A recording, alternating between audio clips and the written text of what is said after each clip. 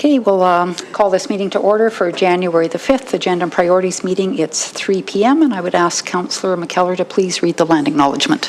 Okay. The town of Innisfail acknowledges that we are meeting on Treaty 7 territory, the ancestral and traditional territory of the Blackfoot Confederacy, the Kainai, the Piikani, the Siksika, as well as the Tsuut'ina First Nation and Stoney Nakoda First Nation. We acknowledge this territory is home to the Métis Nation of Alberta, Region 3, with the historical Northwest Métis homeland. We acknowledge the many First Nations, Métis, and Inuit who have lived in and cared for these lands for generations. We are grateful for the traditional knowledge keepers and elders who are still with us today and those who have gone before us. We make this acknowledgement as an act of reconciliation and gratitude to those whose territory we reside on. Thank you, Councillor McKellar. Moving on to 2.1, are there any additions or deletions to the agenda? Mayor Barclay, just a slight adjustment to item 3, delegation. The delegation is unable to attend.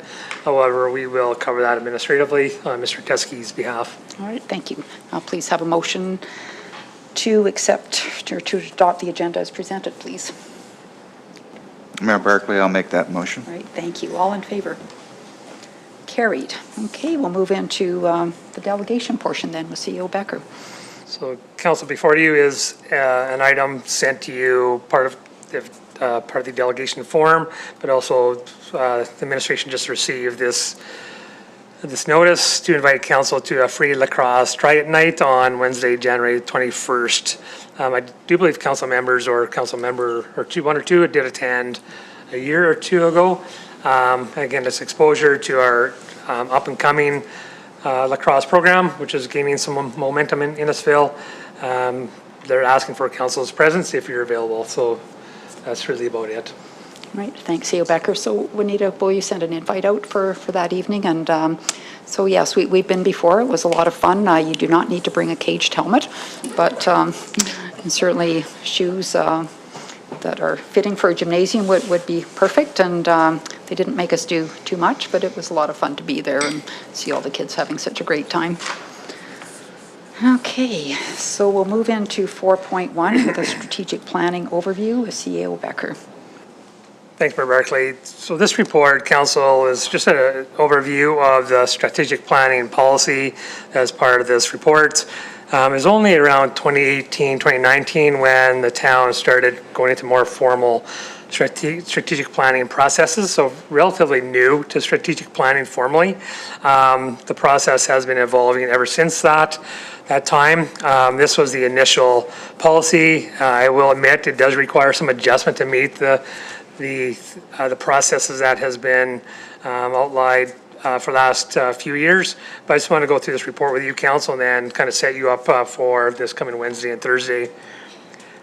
The reports and policy review comes in advance of this week's strategy priority development process.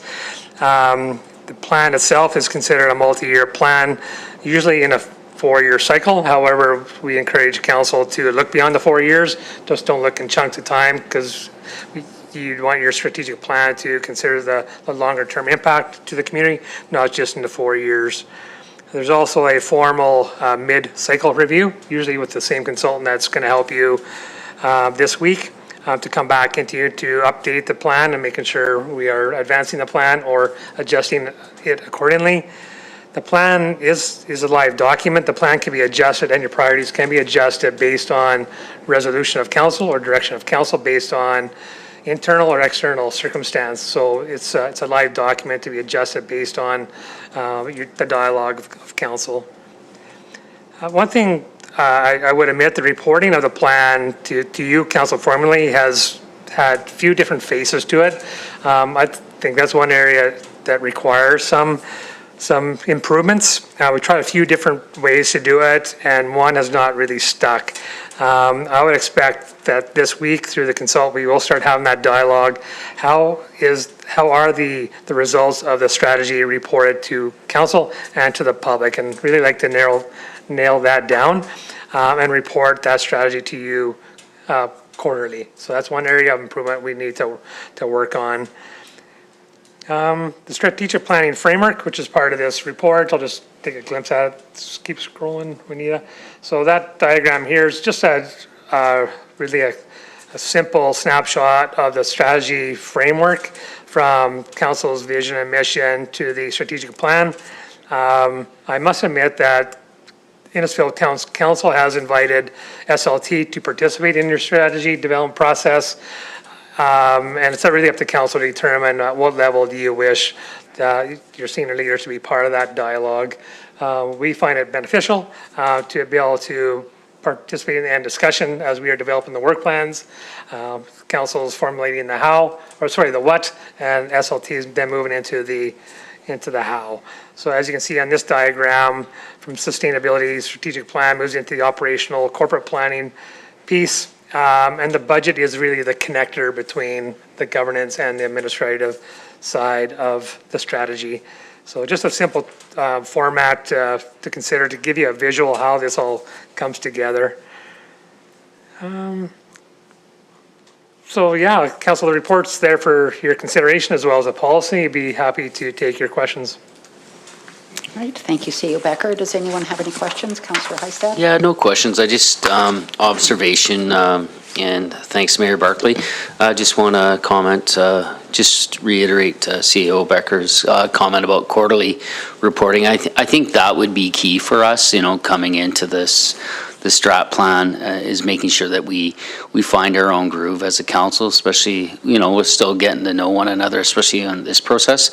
And that quarterly basis, I think that's key. As to the SLT team being present, I think we need our team to be there because there's pitfalls and things that you see that we don't see at the governance level. So, no, I appreciate the overview. I think it's good, and I look forward to the next couple days. Thanks, Mayor Barclay. Thanks. Anybody else have any comments? No, for sure, fully support SLT being part of the process. I mean, we are a system, as you always say, and we have different roles to play, but it's important that SLT is there and you can pull in the ropes when you have to, or pull in the reins when you have to a little bit. But I'd also suggest, I don't know if it's just a diagram thing, but the reporting part, it's not just kind of looping back into council reporting, it's also reporting out to the community as well. So that's kind of another feedback loop. And if we can kind of tie in those feedback loops and use that communication to continue to improve. So nobody else? No? Okay, I'll just have somebody make a motion then, please. Councillor Hill. Yes, Mayor Barclay, I'll make the recommended motion that council accepts the strategic planning policy overview report as information. All right, thank you. All in favor? Okay, carried. Thank you. And then we'll move into 4.2 with Director Jenkins. Thank you, Mayor Barclay. So we're just looking to provide council with an overview of the public art and placemaking framework to support your strat plan discussions, as well as review options for 2026 actions. So going back to 2022, council and administration have explored various ways on how to enhance and support public art in the community. Mid-2025, this public art and placemaking framework was approved with the indication that implementation would start in 2026. So the framework is quite extensive, provides vision, guiding principles, and statements for enriching spaces throughout the community. Includes the policy statement that public art and placemaking initiatives in Innisfail reflect the commitment to inclusivity, environmental stewardship, and celebrating local culture, fostering collaboration among residents, businesses, and artists to build lasting, vibrant spaces. So the policy definitely expanded the definition of public art. Sort of what started as a conversation about murals sort of expanded to being more about public art, as well as bringing in that sort of enhancing public spaces. The plan goes on to establish 5 priority strategy areas with a detailed implementation plan and timeline, provides a template for a policy, as well as outlines for sort of setting up a committee, RFPs, and priority sites So in the 2026 operating budget, staff presented a request for project funding reflecting year one, as well as costs to include a new part-time staff position. The budget was approved with $20,000, so this is insufficient to begin the full implementation of the framework as outlined in the plan. However, we have identified a couple of ways that funding could be allocated for 2026. So we've identified that the Aquatic Center project that's currently underway, there isn't a budget for any sort of public art component in that budget. Often projects sort of that scale, anywhere from sort of half to a 1% of project budget is often identified as a budget for art. So that's a consideration.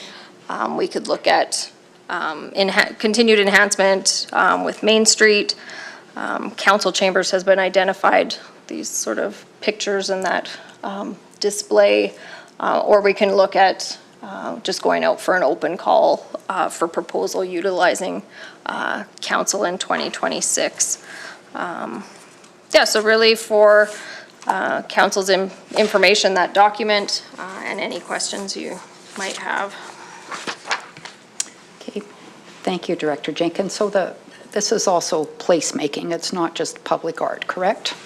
Correct. So I know that we've spoke about the lights, you know, during budget, and there was more to be done, and that was kind of on the wish list, and I know personally I've had more feedback about that than probably anything else ever, in a positive manner, which was fantastic. And so, you know, would part of this be allocated to that if we chose, or? Yeah, if that was the indication, we can certainly look at utilizing it for that purpose. I believe we were looking at surplus, but again, however council wants to look at it. We'll be coming back with a little bit more detailed budget and options for what the next phases of the lighting would look like. Or I even wonder, going back a couple of terms ago, the work that we did with 13 Ways, because there was a lot of placemaking in that strategy as well, that, you know, we probably touched on. Twinkle lights, the original twinkle lights downtown came from that, and there was so much more, and so, you know, as you know, embarking on something brand new, can we pull in some of that information? And, you know, so this previous council is aware what that entailed as well. And yes, and that was, you know, when we started looking at the, you know, talking about art and the size of the community, and including that placemaking component, that it wasn't just murals and statues, that it's sort of about making the community more interesting and livable and all the rest. yeah, I've always felt that the 1%'s a lot, right? Like you think of the Aquatic Center project, like 1%'s a lot. And anyway, Councillor Russell. Thanks, Mayor Barclay. I had the thought about the lights as well when I was reading through this, about placemaking is something we could look at. But then when I read through the document, I looked at Appendix F and G, where there was request for proposal. One is for Main Street area, and one is for down at Centennial Park.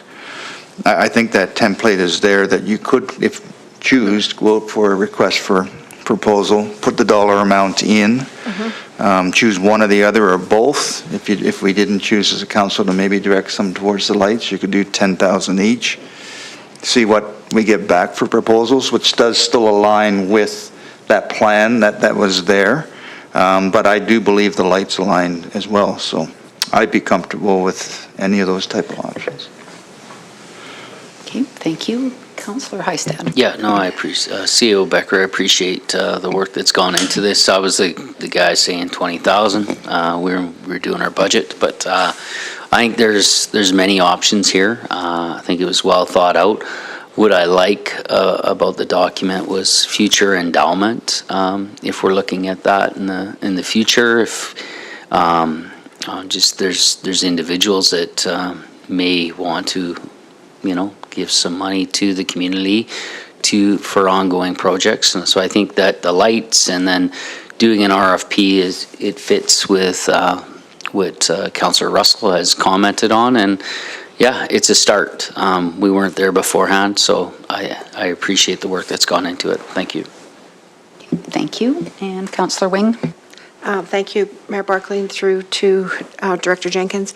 So as I read this, and I think back to the work, and then the conversations during budget, the 20,000, yes, we set 20,000 aside, but I'm wondering if we have a different vision in our minds for what we're going to use 20,000 for versus what this plan outlines.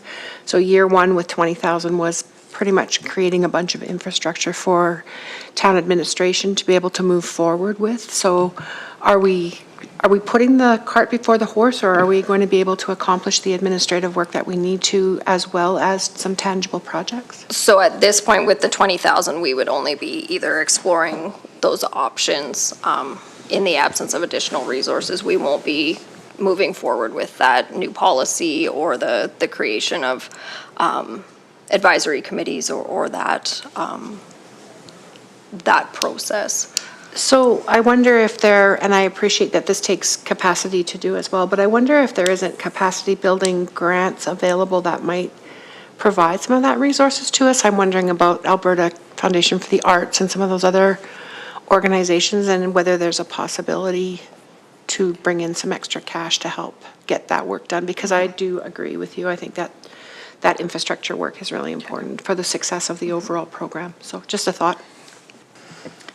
I believe also, correct me if I'm wrong, I think during budget we also spoke about, working with other organizations like the mural on the Legion, or not Legion, the theater was done with IWIC and some opportunities through them, because they do the grant writing. They're a nonprofit, they're eligible for grants, and we can do some of that through partnering, as opposed to taking it on as the town of Innisfail. I think that was part of the conversation we had during budget for the time being. Directly to the comments of council, respectfully, CEO comments and report indicates the capacity side. It's really the senior manager layer that's at full capacity. We don't have supporting staff, even at the administrative level. It's the workload at the senior level to even promote or to work into those partnerships. That's where the strain is. And it really is relevant to your strategy sessions. Is housing, there's a and we'll see what that is. Is it art? Then we'll certainly make those adjustments. Or is it housing? Is it these other things? So right now, as the organization, how it sits right now, it's going to be very challenging to allocate work plans to management, to even move into the partnership realm. Things are that tight at this given time with the current projects that are before us currently. I guess my thought around the partnership is let the other organization do it, and like they have so far. I mean, that the town probably has given some dollars for sure, but we haven't led it. And it's perfect. It's community, right? It's grassroots community doing that work. And Councillor Heistad, then Hill. Yeah, thanks, Mayor Barclay. I see the opportunities with the other groups are critical for this getting this kicked off. Totally agree with Councillor Wing on the strategy side of things and building capacity. But I think if we don't allow us, or we don't work with these groups sooner than later, then the opportunities are missed. And I think that this has been kicked down the road the last couple of years, 2-3 years, and working with these community groups, variety of groups, is just an opportunity that I think that if we look around the community with the art itself, it's been endeared. There's a lot of work and detail that needs to go into it actually in the future with making sure that is up. The upkeep is there, and that it doesn't look terrible in 10 years' time, but I would agree with Mayor Barclay on working with the groups. Thanks. Thank you. And Councillor Hill. Thank you, Mayor Barclay. Just a little bit, I guess I'm just looking for some clarity.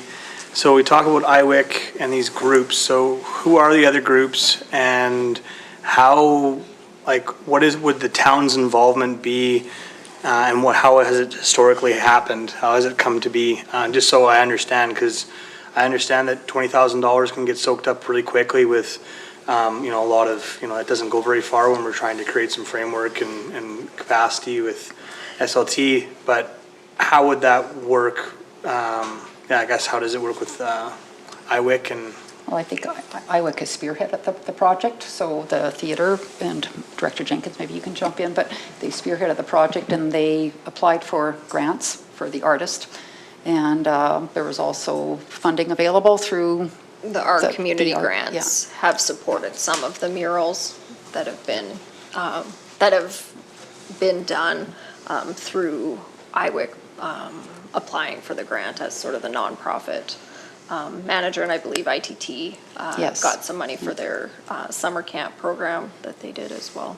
So some of those- you know, like the project at the school, the Hearts on the School Fence, that was all done Yeah. by, you know, it's not the town that's leading any of that, and I think we want to be very careful, because when you do talk about upkeep, let's be careful, because down the road, you now have a mural that needs to be redone, so, you know, it's now X number of dollars to get that done, and what building is that on, and who's responsible, and, you know, there's a lot of things to think about.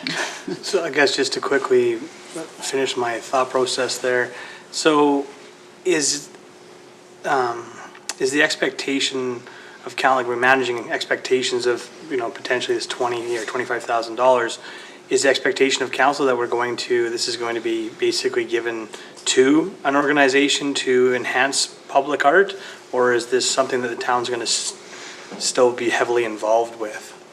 I'm hearing two different things. I think maybe I'm mistaken. Well, I think originally, when we started this process with the public art, is there was a 5-year strategy laid out to invest in public art, and it was around 1% of the budget, which is massive as an annual investment. But I think just capacity basis that we've decided, well, we can't do that at this point in time. We know the pressures that are on us for so many things, and, you know, we have to fund critical core services first and foremost, and do the rest. But I think, I mean, a lot of art has moved forward in the community, but it has not been town-led. So does it make more sense to keep doing that? So the pressure is not so much on the town, other than passing over a few dollars, as opposed to taking it all on within the town, because, you know, you want to have more events, you want to have more art, and you want the town to do that. Well, that's going to take more staff and more resources to fund that, more tax dollars. So I think right now we have this report, and then, if I understand, Director Jenkins, come this week when we do our strategic planning, we're going to determine kind of where these priorities sit and what that looks like going forward. Is that correct? Yeah, that would be my takeaway, and then as we get closer, we'll come back with some options, sort of drawing on some of that conversation about whether we look for putting out some calls for proposal, or if we want to funnel it directly into existing projects like the downtown lights. We can have those conversations in the next sort of month or two in coordination with those surplus conversations as well. Okay, Councillor McKellar. Mayor Barclay, through to Director Jenkins and CO Becker. First of all, thank you for sharing this document, because it really shed some light on it. I know when we were talking budget, there was a real push at the budget why we needed those additional funds for capacity. So that really helped me understand, and I think as a new councillor, it helps. I think there's other avenues that we certainly can look at. What I picked out of this document that jumped out to me is, how do we, I guess, improve our community? We talk about the twinkly lights, the attractiveness of that, or the art, and how that helps drive the economy. I think there's some stuff here that we really need to look at. I know, as Mayor Barclay just said, there's a number of priorities, and we have to determine what they were. But as a new councillor, it was really revealing, and probably would have at budget time helped me a little bit more to see that. But I also know there's only so much capacity we can do in the 60 days, so just wanted to share that. Okay, and Councillor Heistad. Yeah, my last comments on this one. Just wanted to give Councillor Hill the heads up. It just wasn't only IWIC, it was also like the Legion did a lot of work, and then we had individual artists who did put in that one community grant. It was Karen Scarlett that did that, but what I want to say, and then we'll allow this one to move on, is that I think the beauty about the projects itself was it was about bringing people together and working together and building those projects. And I think if there was anything that I observed in the last few years was how there was a connectivity there, and the dollar value, you know, you could put $100,000 to this at the end of the day. I think, you know, $20,000 in these partnerships are key for our community, and that's where I see this. But when we get into strategy, I think that's where I'll say a lot more. But you're bang on as to your, you know how you're looking at this. Where are we going with it, right? And so I appreciate your comments and appreciate it. So thanks. Look forward to strategy. Thanks. Okay. All righty. Well, we'll just have somebody make a motion then that we accept the report as information. Oh, yeah. I move that council accepts this report as information. Okay, thank you. Councillor Strong, all in favor? All right, carried. Okay, and we will move on to 4.3 and the town energy focus. Thanks, Member Barclay. It almost seems like we're trying to feed council some focus area for this week, and that's not the intent, council. But it does indicate a lot of work has went into this topic associated with energy. Attached to this report is the Energy Policy 2022-005, as well as a report to Council May 23rd, 2023, just regarding the outcome of a year-long roadshow through the Energy Futures Lab, leading into the Innisfail Energy Hub initiative. So the cool part of this, the outcome of this report really is the working together of council and administration on a common vision and effort to utilize energy in general terms as a focus to generate economic growth and investment in our community, i.e. Deep Sky, i.e. solar farm north of the golf course, i.e. hydrogen train, rail track through town property, rail spur, and also a philosophy to have further dialogue with other entities such as Invest Alberta, Alberta Innovates, EPCOR, Fortis, ATCO, etc., who are part of some of these discussions that we had. That council and administration took quite a bit of time to understand the energy transition and what that means at that given time of our society. And is it a threat? Is it an opportunity? And at that time, from my words, from my beliefs, they were both. More as a threat through carbon tax and increasing carbon tax costs to the municipality, but also then utilizing those types of grants to better our community through investment in our facilities, i.e.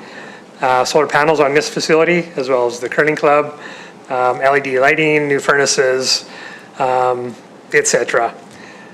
So a lot of effort went into this process and a lot of different outcomes. Council and administration took training through the Transition Accelerator Program just to understand what is the energy transition.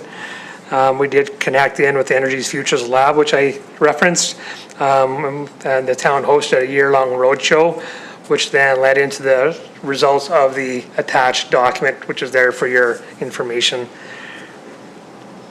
From my perspective, the lead-in with energy to look as an opportunity was the relationship with the local business on the development of the solar array north of the golf course, where we as administration and even at the council is how do we utilize these types of developments. We know water, sewer, rec facilities and some parks, but we don't have a large understanding of solar array and green, clean technology. So it took us about a year to negotiate a land lease on town property for a multi-year lease, which generates revenue for the town as well as a community benefit fund that goes into the social needs of our community. The energy policy attached, so I'm kind of rambling is attached for your consideration. So it's used somewhat, but it's not used entirely. So such things as water conservation, solid waste, recycling, digital technology, etc. I think it lines up nicely. But I think we're kind of inconsistent in applying the policy on some of our decision making, which is fine.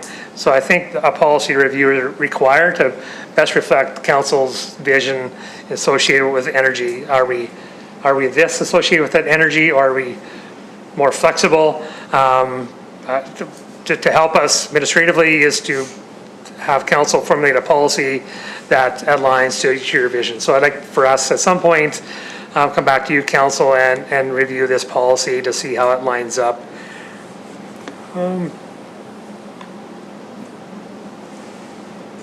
Yeah, there's a lot of information here, council. I'm just going to leave it for your information. Again, it's a lead into this Wednesday, Thursday is energy, and the work that I'm trying to express to you still a focus of new council. And what would it take to rejuvenate that level of commitment of council administration to move back into that space as energy as a focus area. So for clarity, please fire away for questions. For clarity, I'd be happy to answer your questions. Thank you, CEO Becker. Councillor Russell. Thanks, Mayor Barclay. Through to CEO Becker. So when I read through this, to me, there's multiple parts to the energy side of this. One is looking at alternative forms of energy, being as environmentally, friendly as we can, making upgrades to some of our existing facilities to be more environmentally friendly, reduce our energy consumption, but also have an impact on our budget as well with cost. But to me, there's another side, and I don't know if it's missing or I missed it. So when I just heard recently about the town of Olds got the new data center campus proposal, and I'm assuming there's a significant amount of energy required to make that work. Is there something that we could do as a town, or should have done, or maybe could have presented more to maybe attract that type of business to be here because of the energy practices that we have in place, like the solar farm and those type of things? So I don't know what all went into why they decided to go to Olds and whether energy was some type of contributing factor, but those are things that I think we need to consider too, is how can these types of an energy focus attract businesses that may be requiring, significant energy to operate. So That's a really good point, Councillor Russell. And each community has its own assets. Olds has, from my perspective, have a large empty facility that was available. They started working on their energy profiling to understand what energy exists in that area through Fortis, I would assume, what's available to assist a development like that. I wouldn't mind just kind of putting it back to Deep Sky, how do we land an investment like that? It kind of gives it maybe more perspective. So what happens with that level of investment is, so we get a call through an email from governments, through some department saying, we have a company looking for this, and this. Usually it's water, utility, and energy is usually, and land. So what we did internally is we responded right away. So we respond to everything that we feel fit, we fit the profile. So we submit, and then they go through it, then, okay, we want more detail. We want more boxes. We need this, and this. So then we fill out the information, submit. So then we're top 20. So they need more information. Now we're top 5. So then all of a sudden we have them in the room next door. Then next step is we want you to meet council. And the beauty of that system that we developed with this energy learning and understanding is we are all singing the same story. So council, each one talked to this group, this company, saying, this is what our community represents associated with energy and social well-being and environmental stewardship. And that philosophical understanding and agreement amongst council was the seller, it was the final. Nobody's doing what Innisfail is doing. We want to come to you, even though there's other municipalities that have incentives, free land, all these things. Innisfail was the chosen one. So back to Olds is when we get these submissions, we respond. That's what our EDO, Economic Development Officer, does. He watches and then we submit. And we don't even know who the company is until later part of the process. I'll stop there.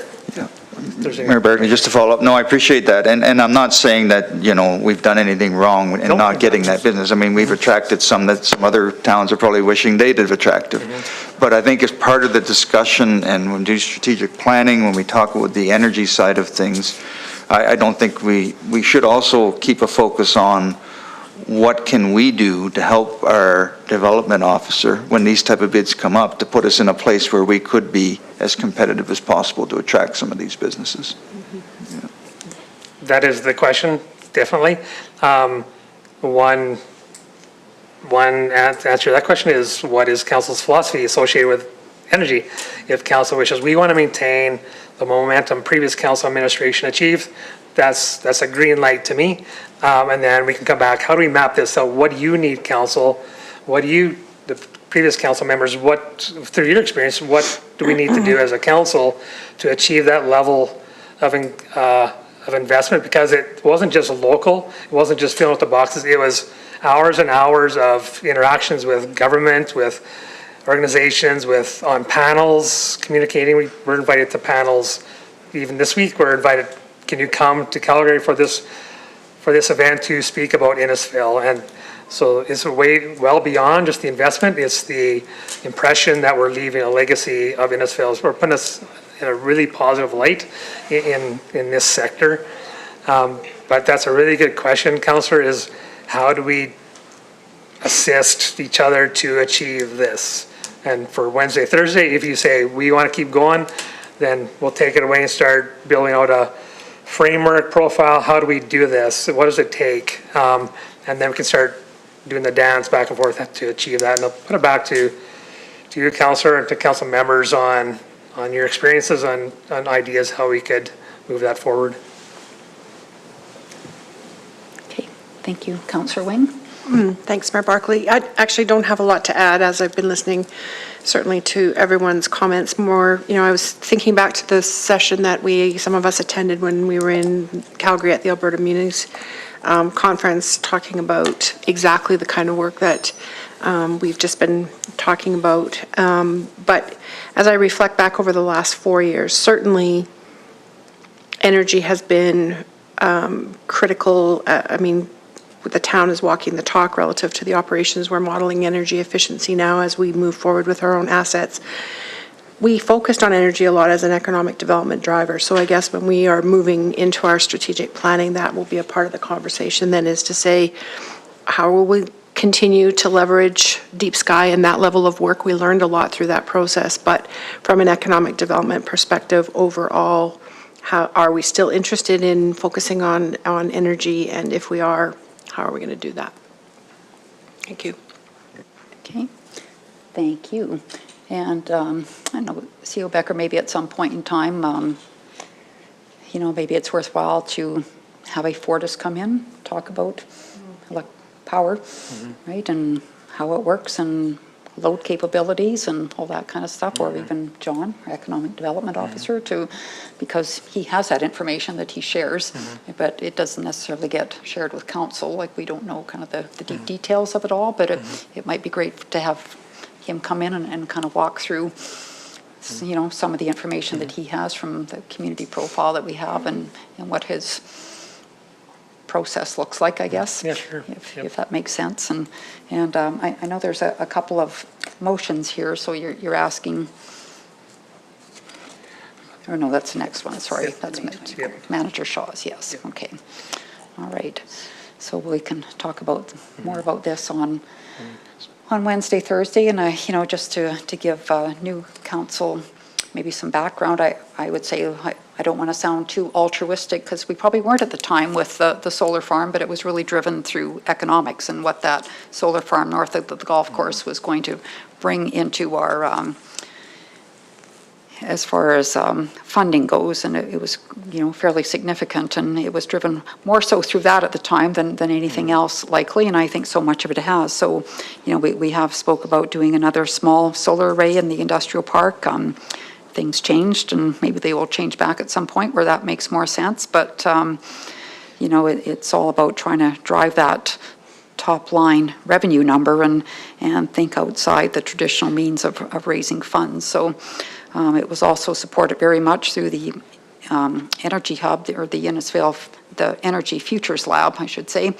I think that whole process, at the end of that process, we talked about, you know, what things look like in Innisfail. And of course, at that time, I think it was right around the time that the hydrogen locomotive project was getting underway, and we really kind of anchored what we were doing around that in many ways, and built out on that. So I wouldn't lose sight of that either, as that continues to grow. So lots of good things happening, and it's not that we turn away traditional type business, but at the same time, like, where's that puck going, and are we going in the same direction? So lots of good info, and looking forward to the discussions Wednesday, Thursday around this stuff. So just have somebody make a motion then, please. Mayor Barclay, I'll move that council accepts the town energy focus report as information. All right, thank you. All in favor? Okay, carried. Now we'll get on to the right report. I'm assuming that CO Becker or Director Jenkins is doing. This one, Mayor Barclay, I'll lead in, but it's Okay. going to be a full, everybody's going to be part of this unlikely. I think she's confused, same as I was, about the report attached to your energy one. Yes. Oh, Yeah. it's there for backup. Yes. Yeah. Yes. Yeah. May Yeah. 23rd. I did the same thing, so it makes me feel better.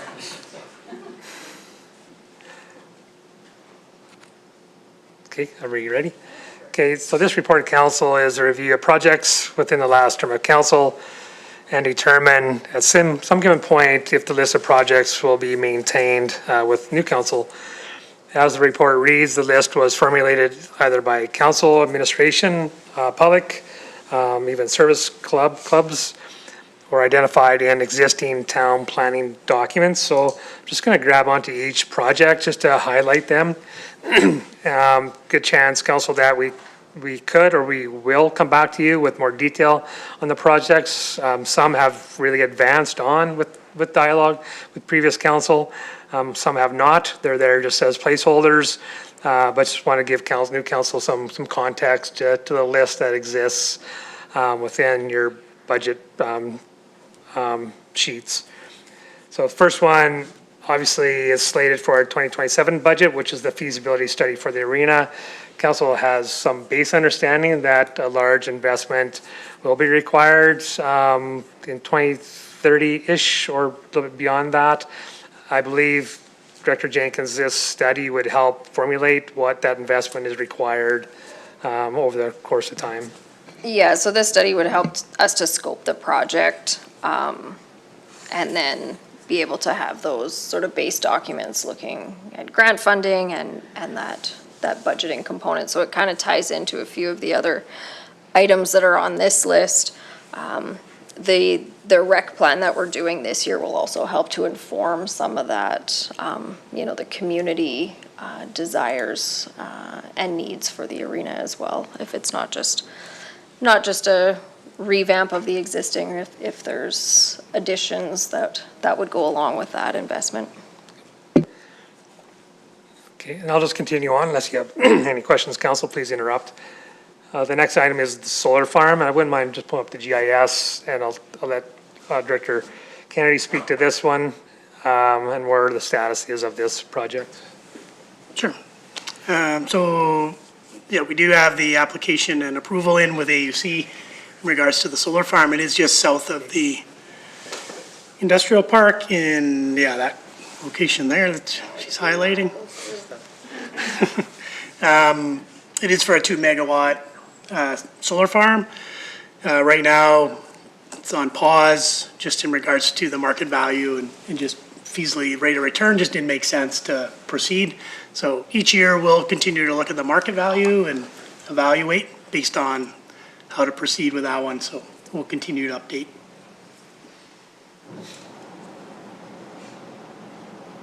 Can I close?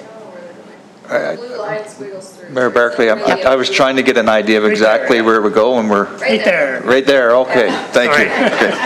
There isn't actually a creek that loops through. Okay. It's a big hill. You know, and Director Kennedy, or well, all of you, I guess, you know, maybe part of that would be part of our education. So we know that the industrial carbon pricing system is seemingly going to change going forward, and there's going to be a floor of $130.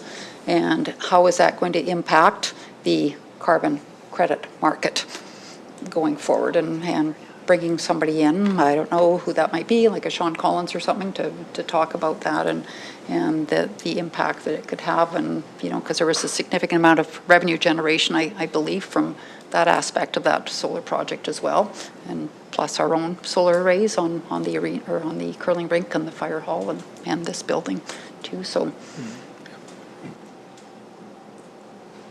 Okay, Councillor, you're good? Again, if you want more detail, we have a lot of reports on this one. Dodds Lake parking lots, we did have some dialogue recently on this one, just with the contamination piece, but we can kind of show that. Here somewhere? Yeah. You know, I don't know exactly where. Just council need a refresher on this item? Okay. Dodds Lake's here. Cemetery infill phase 1, made some verbal on this one.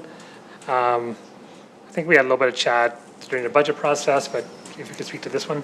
Yeah, just, so we do have a report that we can bring back to council in regards to, we did an infill study and design for the cemetery in order to prolong the, how many years can we get out of the new out of this cemetery before we need to start planning design and construction in our new cemetery site that we have north of town. Through that report, we were able to establish that, yeah, we have another, depending on how it fills in, another 15, 20 years. So we'll continue to monitor that as it's needed. We will come forward. First phase was in that $200,000 range. So once, you know, we'll continue to have it on the slate here as projects. Once it's become needed, we'll definitely come forward to the council. So we have a year in advance, obviously, to plan for that type of work. Can you show us for new council where the new cemetery will be on C&E? Do you know, Anita? It's going to be a test, Juanita. Sorry. Get Megan over To there. the north.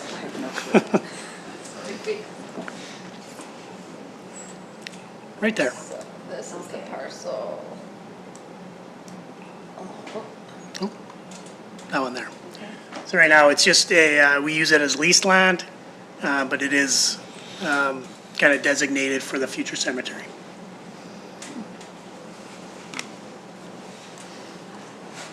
Okay. So the dog park parking lot, That one and the dog park lighting, obviously, we came back, we submitted for a grant for these two items. Haven't heard back yet, just in regards to it, it's still in process. But, you know, if we were successful, then we would come back to council with this project, but it wasn't slated as a strict capital funded project. Well, the dog parkers have taken things into their own hands, and they put up solar lighting in the dog park, so Yep. that's helped. So they're able to use it in the evening. So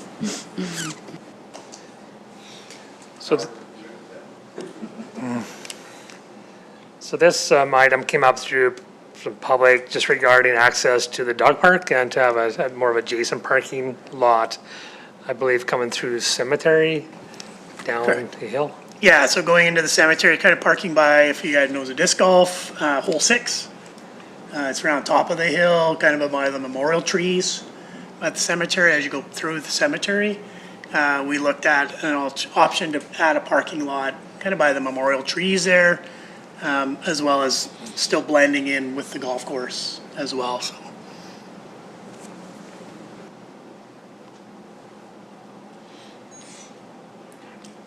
Okay, the next item is the Recreation Open Space Master Plan. I know Director's working on the scope of that plan, which the deliverables will come before council for some review, input in the near future.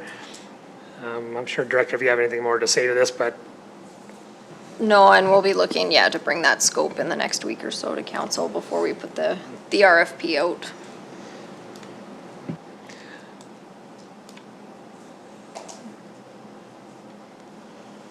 okay, the Hazelwood School Site and Access Road, which is obviously in the north.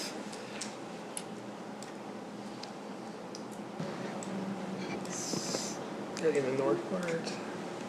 So this we looked at when we went through those planning documents, the Hazelwood outline plan is where the next school site has been identified when it is indicated by one of the school divisions that they would need it. Development hasn't proceeded to where that site is yet. So in the event that a school site is needed before the developer has extended those services, we would be, as the town, looking to be sort of responsible for some of that front-end servicing. There may be some sort of economic driver component to doing that front-end servicing as well. So that 3.5 million, that was probably 4 or 5 years ago that quote was established. So this is one that we kind of keep on the board, and as council has their interactions with the school boards and we see those capital plans come out, we can gauge the need for that. Can I ask a question then? Do we understand, and perhaps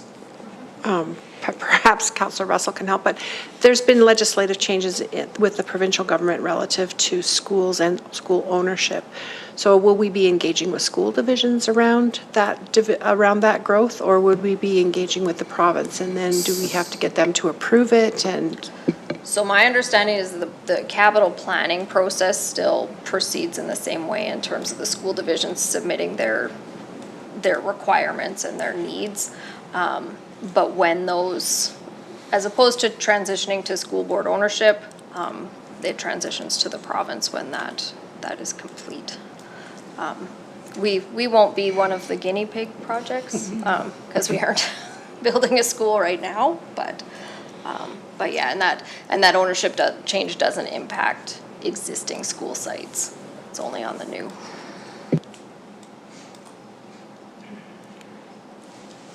Okay, the next item, arena dressing room expansion, which was brought up through some dialogue earlier last term, is for the addition to the twin arenas to accommodate arena use, multi-season programming, but also neighboring soccer, baseball types of dressing rooms too, I believe, Director. Like this item would be identified within the master planning process. I'm not sure if there's any other comments, but. Yeah, this would be one of those with that feasibility study for the arena and the rec plan if, if it's identified as a need, and then do we include that in the scope of a feasibility analysis so we have the idea as we move forward. Yeah, and just to give some people, if they're not familiar with the arena, some background on the dressing room situation. Yeah, so we currently have eight dressing rooms, and then the dressing room that the Eagles and the Mavericks utilize. Probably 10 years ago, there's two sort of makeshift Closets. cupboards where the female players typically go to change. There's no washroom, or they're just places where they can go change. Typically, if there are girls on the team, girls from both teams get sat together in the same cupboard for their time. So just with the way that component of hockey primarily, as well, we find with they do the half ice to an older age group now, so you can potentially have 4 teams on the ice playing at a time, so that makes it very difficult to rotate through 8 dressing rooms when people are coming to change in advance and leave, particularly during tournaments and that sort of thing. So yeah, that's the part of that. So Director Jenkins, when we do when you're putting the the RFP out there and kind of designing the scope of this recreation study, like, will some of that, include trends in recreation and, we know numbers, what they are today, but what they might look like 10 or 15 or 20 years from now, or what happens if another community that's close to us, maybe they start their own minor hockey program and that impacts our minor hockey program, and how much space and what is the utilization of the space and all sorts of things. Because when you read some studies and you look at recreation trends, it's very different than it was in the 1970s. I feel like you just said a lot of the words that are in the intro to the to the rec and open space. Sorry. Scope. So yes, very much so. The demographics, the trends, the changing demands, and then looking at analyzing utilization rates, the rental rates as well. What the cost recovery on our facilities versus other comparables, those types of things. So yes. Okay, multipurpose dome. So if you recall, previous council, even actually one prior, started a conversation about a multi-purpose facility, field house, pool, turned into obviously the pool project. So a lot of time and money associated with that discussion. I believe previous council put this on as a consideration for replacement of a field house due to affordability and easy development. And again, $5 million was, I think, a best guess. But it is, I believe, regarding a can-do field house, so let's try something different. And that has not advanced into any further dialogue besides council.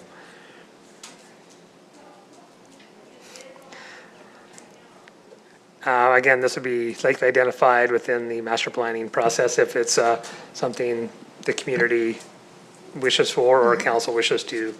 Yeah, it would consider. evolve again out of that field house or the need for space. And a consultant could help us with the evaluation of whether that dome type of structure and what the pros and cons are, if that is a priority. Okay, the Dodds Lake Park Phase 1 is parking lot, but more, right? Director? Yeah, it was significantly more. Obviously, it's a redevelopment of that whole space, boardwalk into the trees, making it more of a pedestrian recreational type of place for the playground, washroom facility, really upgrading that whole amenity for Dodds Lake is where that was identified. Okay, the bike park facility has some movement on this. Rotary came to the town administration looking for consideration of working together for a bike park, like a pump track, snake run at a certain location in the community. Administration came to council and recommended moving into, allocating some dollars to move into a concept, which council blessed, worked with a company to develop a concept, and in partnership with, that was a partnership with Rotary.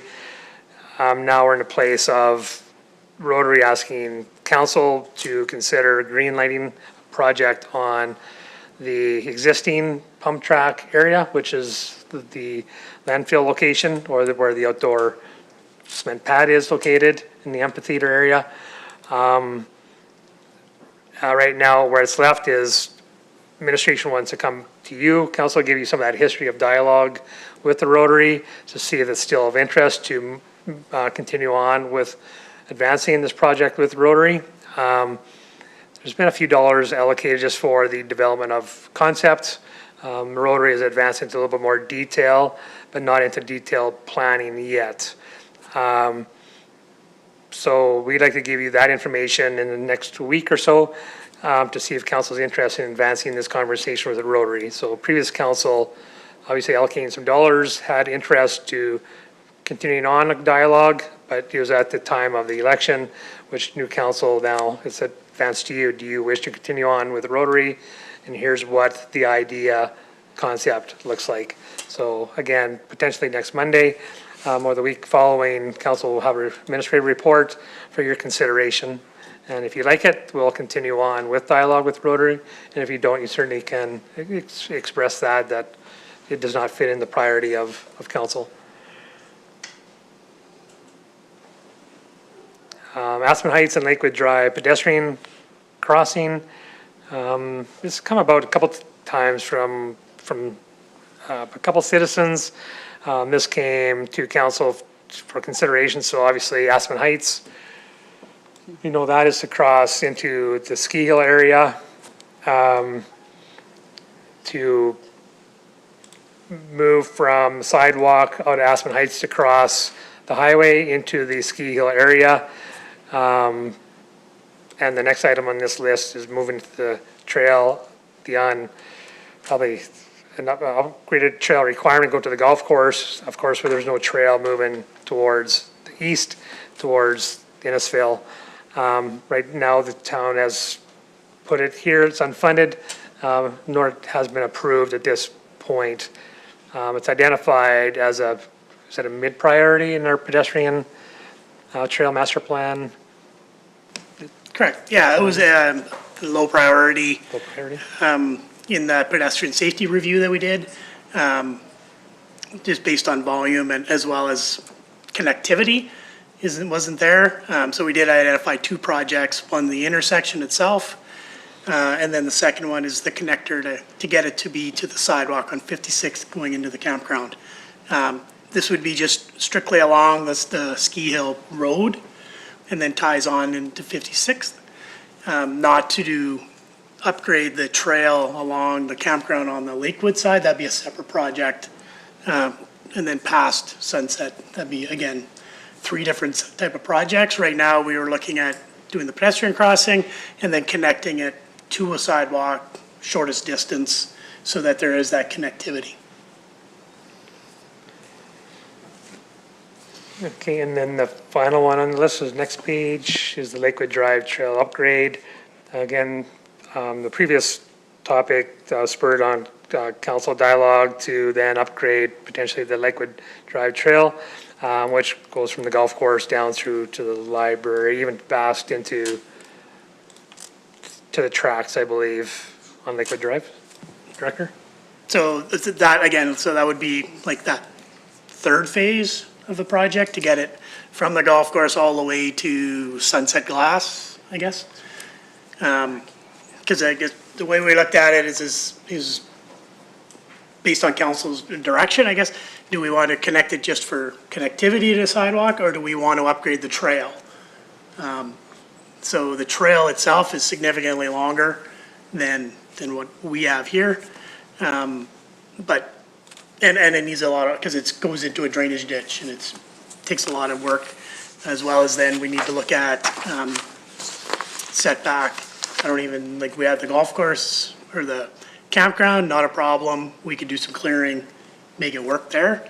In order to do upgrades, depending on the length, we can get it to Sunset Glass, get it to the library, no problem. Then from Sunset Glass to the gas station, I guess. There, we don't have right of way in there, so we don't have setback. That trail's very low. We would need to work with that new landowner, Malcolm's, to see about offset and get a land to do an upgrade to that. So significantly complex, I guess, and we could lay it out for you in different areas to probably detail that better. So that this 250, Director Kennedy, is for which piece? I don't have the map, but to get it from, it's for the section along the Ski Hill. So that gravel road that's in front of the Ski Hill. Yeah. So getting it to connect to the sidewalk on 56th. Okay, so it's from Sunset to the Ski Hill, basically. So not the trail, so just along the roadway to get it to, Okay. by Donnie's, Yeah. Councillor Hill's house. Yeah, yeah, gotcha. Councillor Hill's house, Yeah. yep. Okay. Okay, you know, and when you talk about the trail from the library in to the gas station, I mean, there is a fairly new trail on the other side with a marked crosswalk to get across to the library, so it's not necessarily that piece would need to be done, but we'll talk about more of this at strategic planning right now. And as well, I think it's part of the rec plan that we would plan into RFP, that's going to be included in there too with the connectivity and kind of incorporate that trail master plan that we've previously done, have a new set eyes and plan on it as well. So again, just a list, some items are actionable, some are not, some will be identified in some master planning. Some may come off, there may be more to come on. It's really up to council how you wish to proceed, but they're there and we'll identify those based on you wanting to see them, or for sure at the budget of 2027, you'll see that list once again. You didn't attach the asset management plan to this. That's right. Both sides of the same coin, right? Okay, anything else, CEO Becker, or is that? Not for me, no. That's good, okay. I'll just have somebody please make a recommend motion unless there's any questions for the team. Councillor Wing? I'll make the motion, Mayor Barclay, that council receive the miscellaneous projects discussion report as information. Perfect, thank you. All in favor? Carried. Okay, we'll move into correspondence and information. Just have somebody make a motion, please, that we accept this as information. Thanks. Councillor McKellar. I'll move that we accept correspondence as information. Perfect, thank you. All in favor? Carried. Okay, we'll start with our roundtable discussions. Councillor Russell. Thanks, I have nothing to report. Be a quick and easy one. It's been Christmas season, so. Thank you. Councillor Wing? No, I don't have anything to report from the last couple of weeks. MPC this week, and then strategic planning, so it's like we're right back into it, starting now. Yeah, all right, thank you. Councillor Strong? Not much more. I do have the historical village meeting on the 7th. And yeah, and looking forward to Friday night hockey, whatever thing we got going on. Okay, thank you. And Councillor McKellar?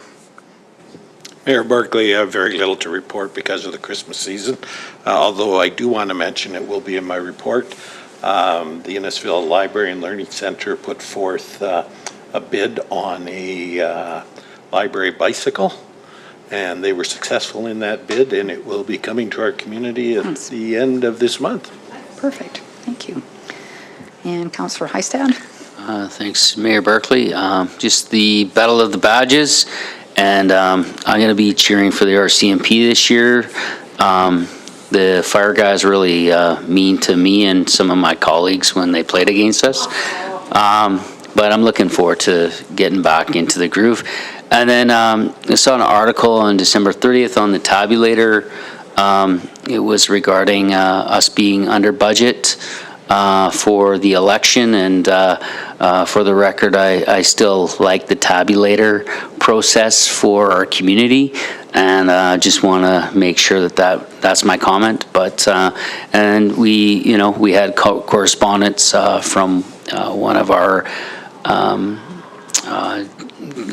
citizens, and I appreciate CAO Becker replying to that, and that's it. Thanks. Okay, thank you. Councillor Hill? Yes, thank you. Happy New Year to everyone. Excited to get back at it. Looks like we're going to have a very busy week. And yeah, I also got roped into some concession duty at Battle of the Badges, so come get your burgers, because I'll be giving doubles for singles, I guess. So. Okay, yeah, welcome back, everybody. Great to be into 2026. I think I just want to have a bit of a snow removal conversation, and I know there's been some feedback and whatnot, so I think I just asked Director Kennedy to maybe talk about snow removal and the process so that everybody understands. And I know that we had Christmas and Boxing Day and New Year's Day and snow and cold and warm, and so where are we at, and how's it going? It's going, it's slow going. I guess stepping back before Christmas break, we had plans to start our snow removal. I think we had 2 days of snow removal and then our Christmas break, which fortunately, as everyone's aware, the weather came in on us and really had to start over again. So remove those 2 days of snow removal that we had done previously. We did have staff on during the holidays. We had I think out of the holiday break, one day, New Year's Day was the only time that we actually didn't have staff working.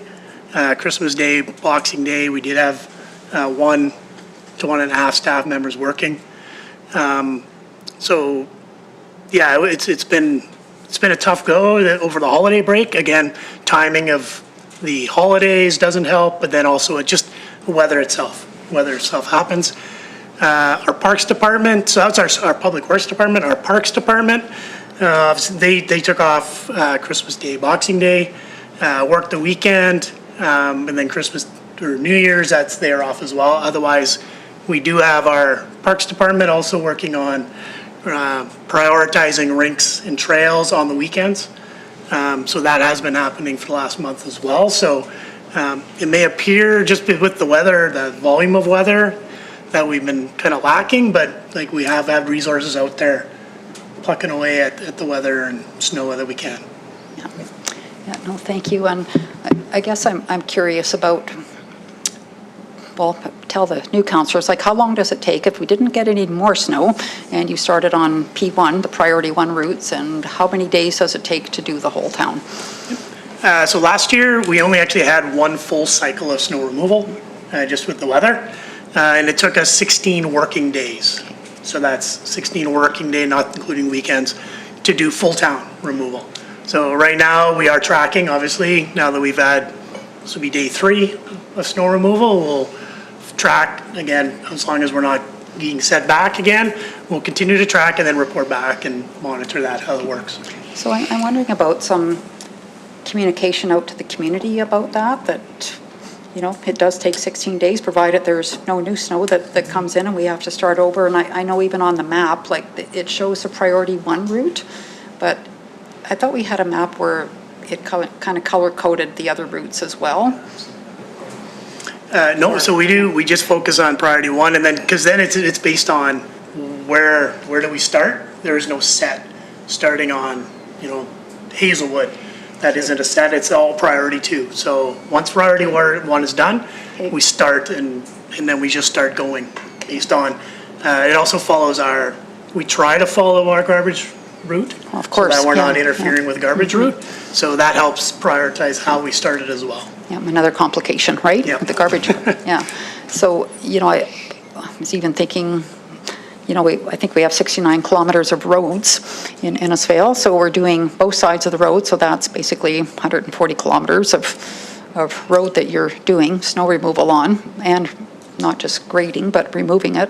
Plus, I don't know how many kilometers of trails we do, but I just think that information would be, maybe help the community understand why things don't get done in 3 or 4 days. Just a thought, but I will leave that with you. And I think another interesting tidbit that is good for the community to know is in the past, we had various places where we stacked snow, and now we do not. Now we have one place. And why do we have one place? We can talk about that, but it means coordinating of traffic coming in and out of the town yards on a regular basis throughout that process too. So, yeah, the people that I've talked to, once you start saying, well, did you know, and did you know, and oh, by the way, did you know, they go, well, I didn't, and I sure would have liked to, because then I wouldn't be stressed about it. So it's just an idea for us as we move forward. yeah, and I know it can be frustrating for people, right, when the sides of their street is kind of bogged down with snow and then it melts and then it freezes, and, you know, the walking paths, like the paved paths, are a bit of a nightmare too, and I don't know if you can scrape down to the pavement. I'm guessing no at this point in time, but like, do you sand the trails, Director Kennedy, as well, or? So we do, so once the trails, we clear them. Yeah. And then we go back and sand them. Okay. Is what we do. They can try and do both at the same time, but it does slow everything down.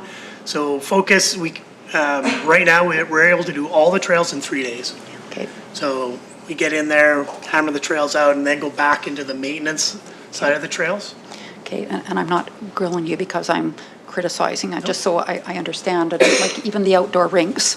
So, like, how often do those get flooded? And so on the weekends, that is priority on weekends. Okay. So I can give you a good example. I think it was the 23rd. I can't remember when we had our really bad snowfall and the wind was blowing. It took us, typically we would get in there and do about 2 hours worth of rink maintenance. It pretty much took them the whole day to go in there, get rid of all the snow, and then just do a clearing. So it really is weather dependent. We try and get in and get the rinks cleared as quickly as possible so that, especially over the holidays, kids can get in early. That's the other, obviously, hurdle that we have is they want to keep playing all the time. So getting in there, clearing it, and then flooding it is always a challenge as It well. could be like the old days, we could give them a shovel. No, just- That's how we used to clean our rinks, right? But like on a day, like when the weather's nice like this, like would you go flood the rinks every 2 or 3 days or, okay, yeah. Okay, Councillor Russell, sorry. That's okay. Thanks, Mayor Barclay. I guess that, I was pleased with the response given by administration to that concerned citizen who sent that email. And I understand their frustration. I mean, we did have a significant snowfall there and it did pile up in some places. But for me, from a governance perspective, my only question is, we have a policy on snow removal. Did we follow that policy? And if we did, great. If we have an issue, if we followed it, then we have to look at the policy itself. But was the policy followed would be my question. So based on policy, snow clearing's priority. When we have an emergency or we have an event like this, priority is clearing, not removal. We allocated resources, I believe, to clear the streets to prevent any emergencies or anything. So I believe we did follow policy and maintained it as best we could over a holiday period. So I would say that, yes, we've provided the services that we highlighted. It's kind of the perfect storm, not kind of a pun, right? But the perfect storm, right? Councillor Hill? Thank you. Yeah, just obviously managing expectations, they obviously vary in different people's opinions, and that's, that'll never change. So given the holiday season, what would, it would have to be a significant emergency for the grader to come out on what days? I'm not here to say that I want anybody working on Christmas Eve or Christmas Day or anything substantial, but just being able to, anyone that comes forward to me with concerns and questions, I just want to be more educated for that policy, and obviously I could review that myself, but where are we at for Christmas Day, Christmas Eve, Boxing Day, New Year's Eve, New Year's Day, obviously what days are a no-go? Right. I don't think there's a certain day that's a no-go, as we proved over the holidays. What happens, so I guess just going back into, every morning we have on-call people. That on-call person goes out and does a road check. That determines what do we need. Do we need just the belly plow, or do we need to bring out the grader? Christmas Day, we did have a person, we had our lead operator. He came out Christmas Day and spent 4 hours because in his judgment, needed to get the roads cleared using the grader. So it really, resources are based on that. He would have made that call if more resources needed to be brought in. He would have brought more resources in. So that's where I guess where policy is we need to maintain our Route 1 for emergencies. And that's, I think, what we achieved through the holiday period. Thank you. Yep. Yeah, I think on top of all that too, I mean, I see your crew out on the intersections, right? Like chipping away and getting the sidewalks, the crosswalks all done. So it's a massive, massive job, and it takes time. So no, thank you for that, Director Kennedy. It's good information. Okay, so we'll move into upcoming events. I'll just have a motion, please, that we accept the upcoming events as information. Councillor Heistad. Mayor Barclay, I'll make that motion. Thank you. All in favor? All right. Carried. And then we'll have a motion to go in camera, please. Councillor Hill.